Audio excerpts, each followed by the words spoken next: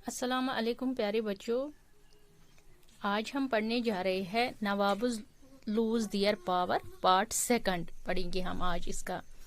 जैसे हमने कल पढ़ा था कि जो ब्रिटिशर्स थे, जो वो सिक्के जो उनके सिक्के थे, उन सिक्कों पे वो इंडियन किंग्स के नाम यानी उन इंडियन किंग्स की पिक्चर होना ज़रूरी था। लेकिन अब इन्होंने इस पिक्चर को भी हटाना शुरू कर दिया ब्रिटिशर्स ने।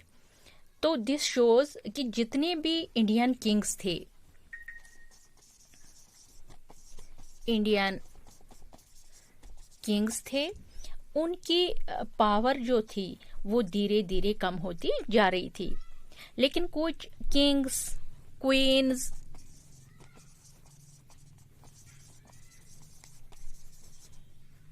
क्वींस ऐसे थे जिन्होंने कोशिश की कि वो ब्रिटिशर्स के साथ नेगोशिएशन करे।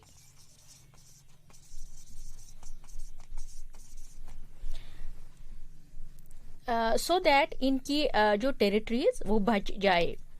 तो जैसे कि बात करें हम क्वीन ऑफ झांसी,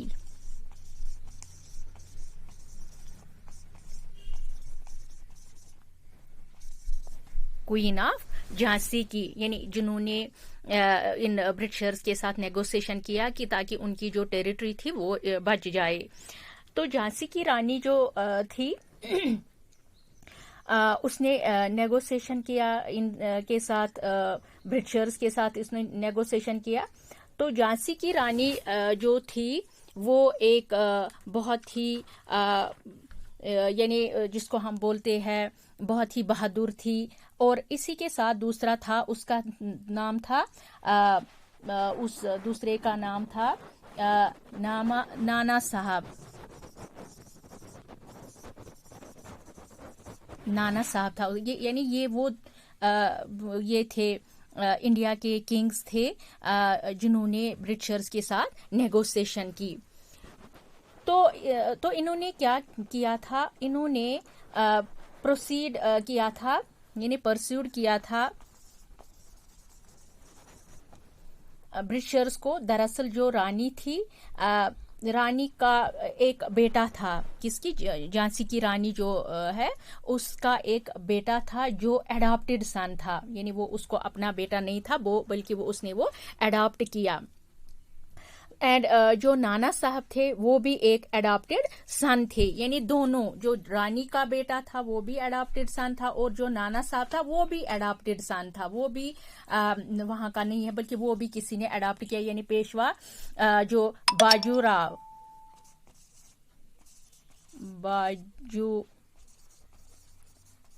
सेकंड के यानी वो इनके अडॉप्टेड सन थे, क्योंकि ये जानते थे कि due to the policy of doctrine of lapse इनकी जो टेरिटरी है उससे फाइनली एनेक्स कर लिया जाए बाय द ब्रिटिशर्स। तो इन्होंने कोशिश की कि बातचीत करके कोई ऐसा हल निकाला जाए जिससे कि इनकी टेरिटरी बच जाए, लेकिन ऐसा नहीं हो पाया। यानी ये इन्होंने किया था लेकिन फिर भी वो जाया हो गया, फिर भी वो फजूल हुआ, क्योंकि इन्होंने माना ही नहीं, ब्रिटिशर्स ने माना ही नहीं नेगोशिएशन करना। तो अब बात करते हैं द पीजेंट्स एंड द सिपाहीज।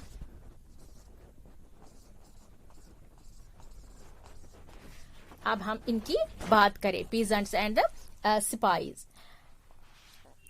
देखो, अगर पीजेंट्स और सिपाहीज की प्रॉब्लम को समझा जाए, the peasants were the burden over with heavy taxes, यानी पीजेंट्स के ऊपर था बहुत भारी टैक्स था उनके ऊपर।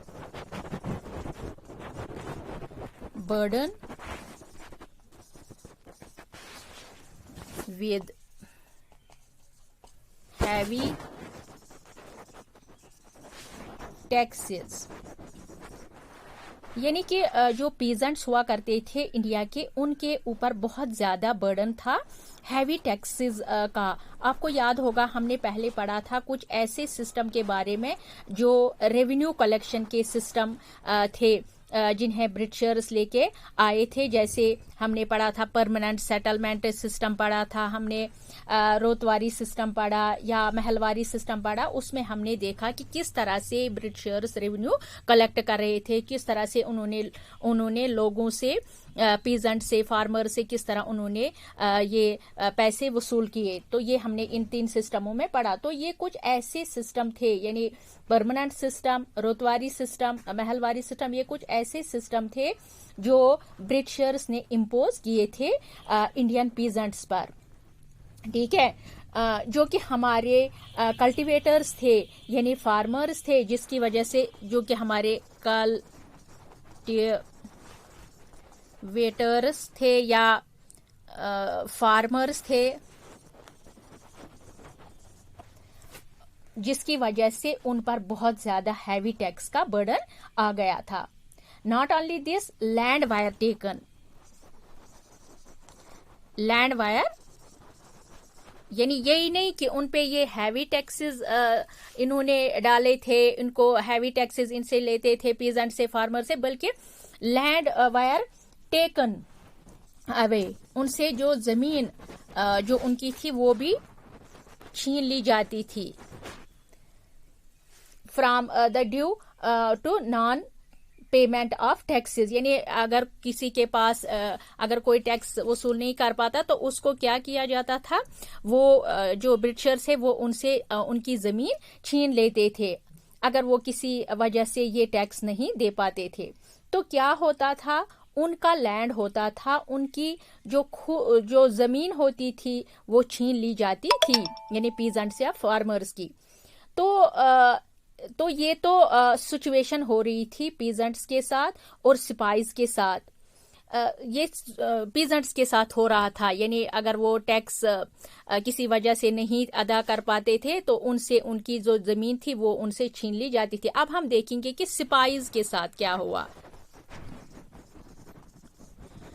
सिपाहीज के साथ क्या हुआ, देखो, सिपाहीज वर अनहैप्पी।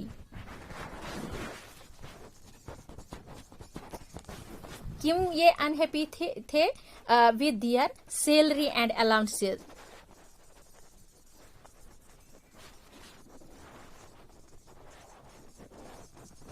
सैलरीज और अलाउंसेस की वजह से जो सिपाही थे वो खुश नहीं थे, वो नाखुश थे।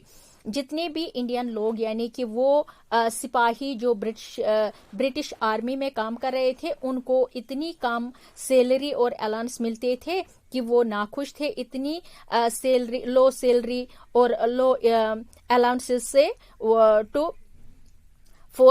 देव and sepoys were forced to work, यानी इनको फोर्स किया जाता। एक तो इनको कम सैलरी दी जाती थी, अलाउंसेस दिए जाते थे, और इनको फोर्स किया जाता था follow the rules which were against religious beliefs, यानी इनको फोर्स भी किया जाता था सिपाहीज को, वो अगेंस्ट थे रिलीजियस बिलीफर्स, यानी इतना जुल्म था इनके साथ, यानी इतना ये जो नवाब्स थे, पावर इनका लूज हो रहा था, क्योंकि ब्रिटिशर्स ने ऐसे हालात किए, ऐसे सिचुएशन क्रिएट की इंडिया में, तो जिससे पीजेंट्स पर भी असर पड़ा, सिपाहीज पर भी असर पड़ा, यानी हर तरह के लोगों पे उससे असर पड़ा। तो ओके बेटा, I hope you understand this. Allah Hafiz.